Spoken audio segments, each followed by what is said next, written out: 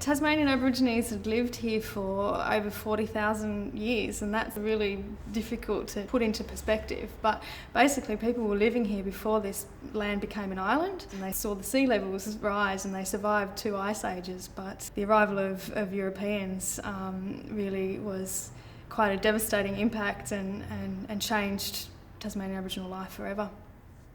There were a number of European ships that came past the coast of Tasmania, and particularly the French expeditions, I guess, who came and stopped for a while and had interactions with Tasmanian Aboriginal people, and they all left. They were being very curious when they saw these things that were floating. They knew what a ship was, well, they knew what a vessel that went on the ocean was because they built canoes, so they understood the concept of seafaring. But they'd never seen something so huge. So for them, they actually explained it as an island floating with 3 tall trees. They were very curious, but it wasn't until European people landed in their ships onto the actual shores of Tasmania, where things kind of went from curiosity to a bit more fear and a bit more wariness.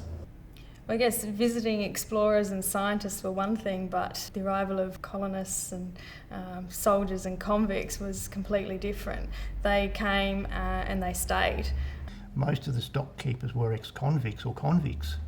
And one of the things that they did was that they sort of formed a bit of an alliance with the Aboriginal people out in those areas. You know, they traded food sources like sugar and flour and that sort of thing for skins and meat. I guess as Aboriginal people started to realise that they weren't going to leave, that's when they started to resist and fight back and started what we call the Black War, to fight for their country and for their freedom. They were fighting a battle that they were never going to win, but you know, they put up one hell of a fight.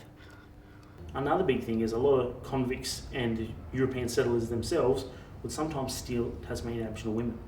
And it's simply because there weren't enough European women around.